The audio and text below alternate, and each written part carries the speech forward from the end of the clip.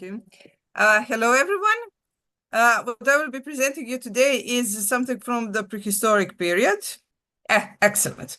So what I will be presenting you today are some of the amulets or artifacts interpreted as amulets from the prehistoric period, more specifically from the Bronze Age. These artifacts were discovered within the culture that is usually labeled as Marosh culture. So to give you a little bit of the archaeological background, so this Bronze Age culture was widespread in the late 3rd and early 2nd millennium BC, and it was widespread in the area of what is present-day northeastern Serbia, southeastern Hungary, and northern Romania.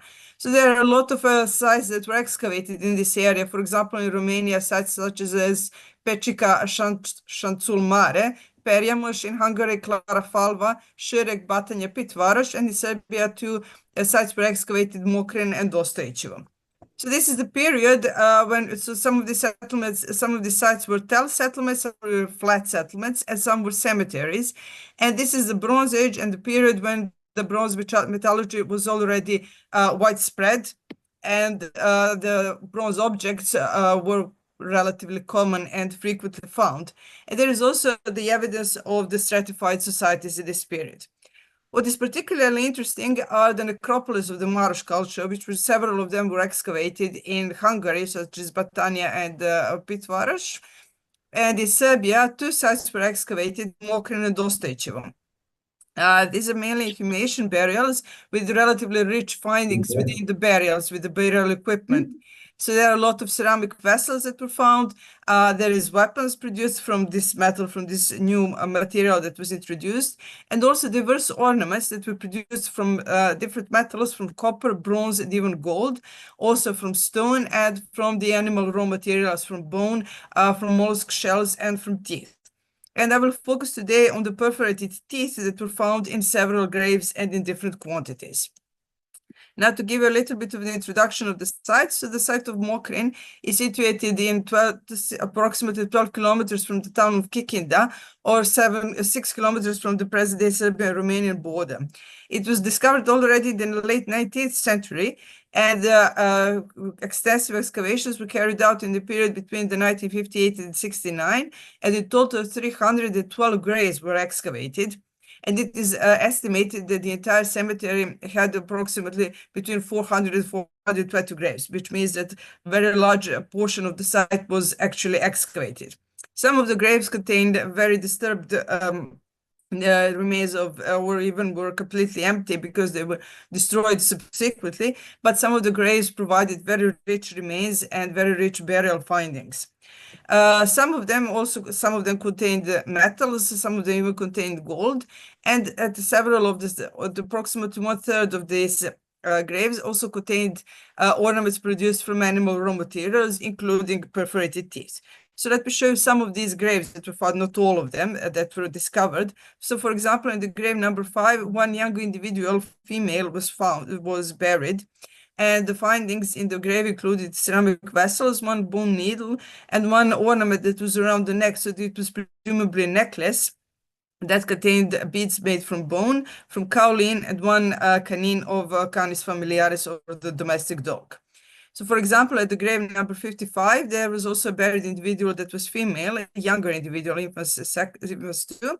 And the burial findings included ceramic vessels, also an ornament that was around the neck, so it was presumably some sort of a necklace that contained bone beads, kaolin beads, and 3 perforated teeth from domestic dog. The grave 556 also had a female individual buried, a relatively young female individual, and relatively rich findings such as ceramic vessels, one bronze bracelet, and also an ornament that was around the neck, so presumably a necklace of a sort, that contained kaolin beads, one shell of one Dentalium mollusk, and near the feet there were 32 perforated canines from dogs. So this finding was perhaps part of the clothing of a belt, or it was just a scattered ornament in the grave, judging from the place where it was found.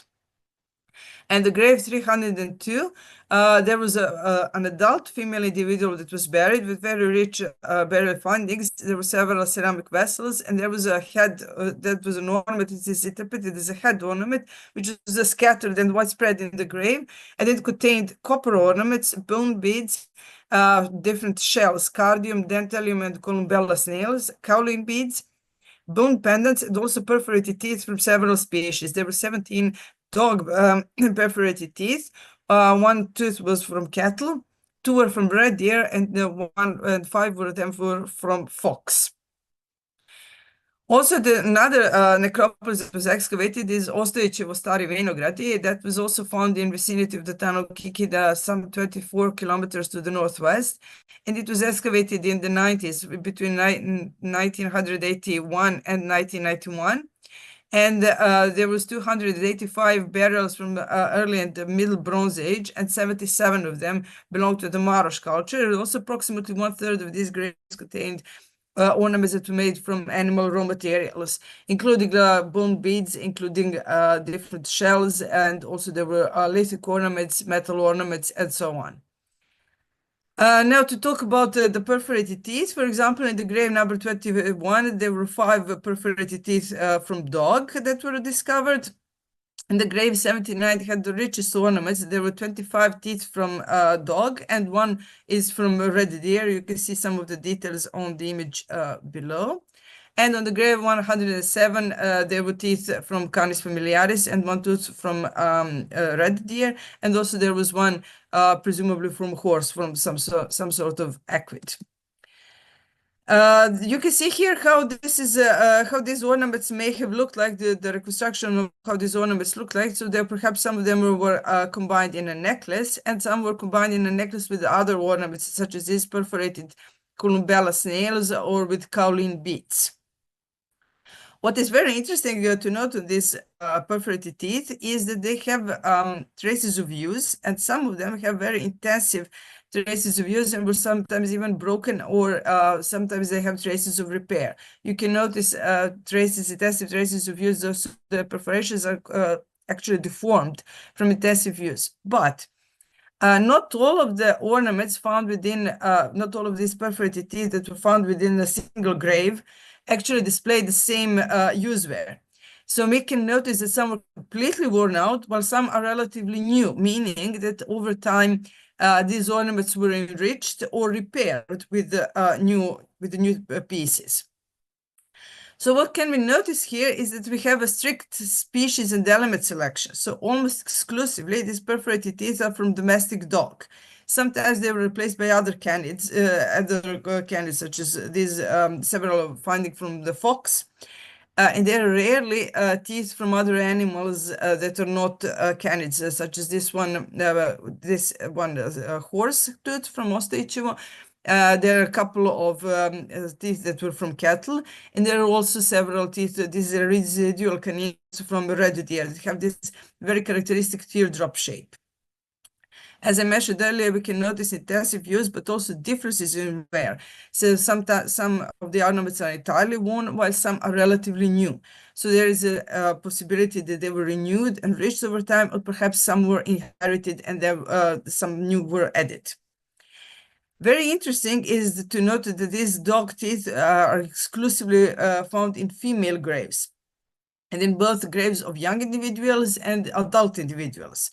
They can be found as single ornaments, and they can be found combined with other ornaments. They're usually part of the necklaces or head ornaments, but sometimes they may be found on the pelvic area, suggesting they were actually attached to belts or some other type of clothing. Ornament pendants that were produced from teeth from dog are not exclusive for the Marosh culture. They are found also the other Bronze Age, the early Bronze Age sites in the region, in the Pannonian area. And they were also found in the settlements. So they are occasionally discarded, lost, broken items that were found in the settlements as well. What can we say about their symbolic value of these perforated teeth?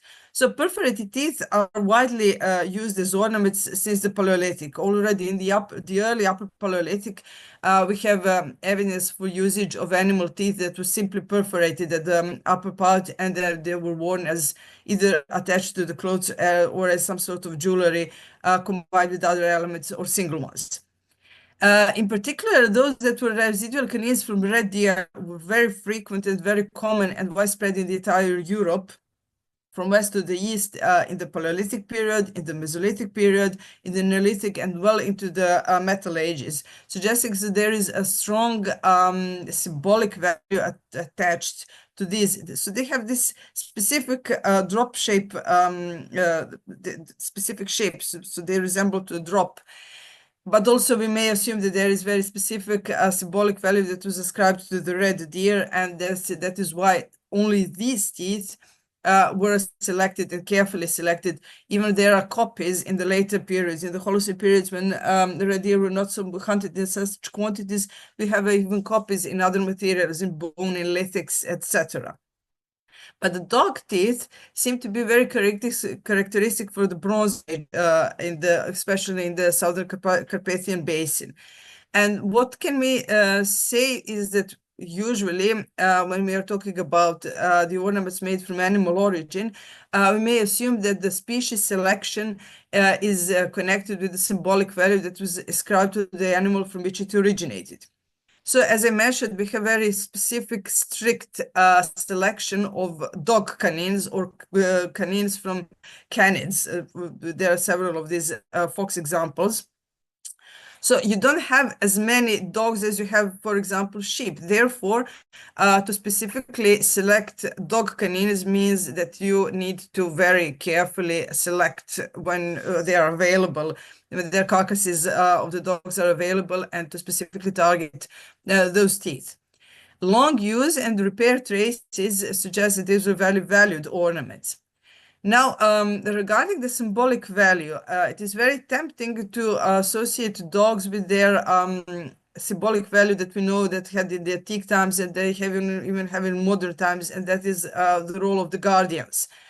So perhaps they were linked with the domestic sphere and had some certain protective role. I think that their presence in the graves, their presence in both settlements and in graves suggests first that they were used on daily basis. Also, this intensive use with traces suggests they were used very often and not just for specific occasions.